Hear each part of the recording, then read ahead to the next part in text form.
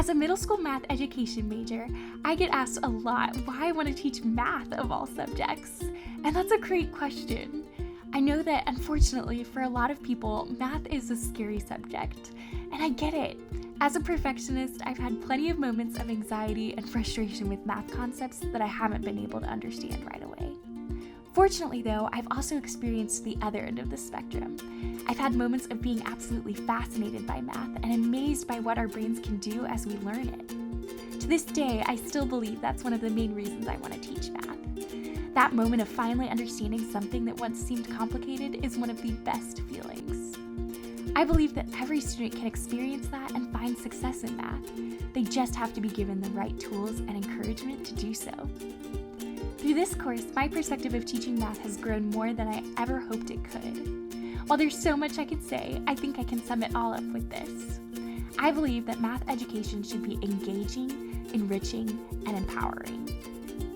We'll start by focusing on the quality of engaging. To many, math is a rigid, difficult subject all about numbers and equations. As pervasive of an idea as this is in our culture, it is far from the truth.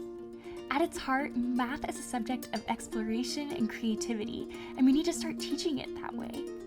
My desire is to make my future classroom a place where math comes to life through student engagement and as many manipulatives, visuals, and interesting discussions as possible. Not only do these things increase student interest, they reinforce what's being taught in effective and exciting ways. Throughout this semester, we've learned from experts like Joe Bowler about the importance of getting students to see and represent mathematical processes through visuals. As students draw and model what they're learning, visual pathways in the brain connect, strengthening their understanding of new concepts. Communication also plays a critical role in making math engaging. Getting students to discuss and hear each other's reasoning and collaborate to solve problems together brings in an element of sociocultural learning that transforms the classroom into an authentic learning environment. These concepts truly came into play during our field experience. In one lesson, each student in a pair used a spinner to determine which method they would use to multiply fractions, including a strip diagram visual. After each partner completed their method, they checked their answers with each other and explained their process. This activity was a great way to carry out the process standards of representation and communication, plus get students fully engaged. Another equally important characteristic is for math to be enriching. This subject is so much more than just numbers. It is one that prompts higher level thinking and enriches our minds. In education, the importance of building on students' prior knowledge, a major focus of constructivism, cannot be overstated.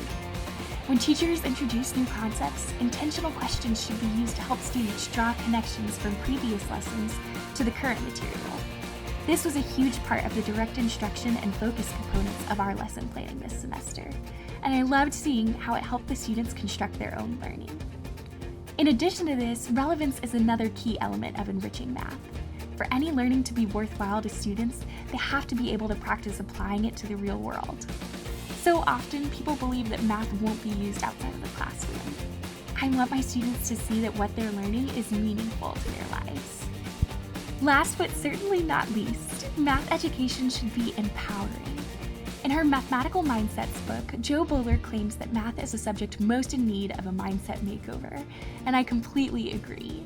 Too many students walk into math afraid or believing that they can't achieve at high levels. If they've struggled with math before, they think they always will. On the other hand, if they cling to their A student labels, they become terrified of making mistakes and feel crushed when they do. That is not the way learning is supposed to be. It's so important for us to change this narrative surrounding math and remind our students that they are capable.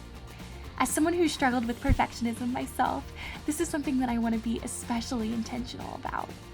I want my future students to experience the many opportunities for growth that math provides. My goal is for them to have aha moments that empower them and remind them of their ability to learn in incredible ways.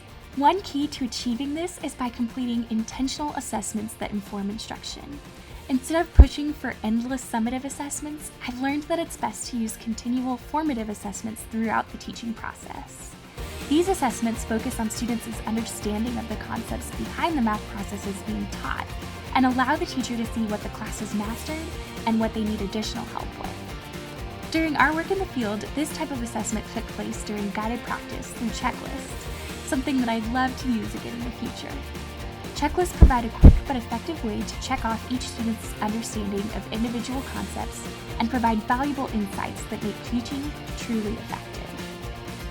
When math is engaging, enriching, and empowering, and when helpful assessment practices are included, students reach their full potential. That's my ultimate goal. I want my future students to be fascinated by problem solving, see all the connections from math to the real world, and view math as the creative and empowering subject that it is. That is when math is at its best, and when our students become their best too.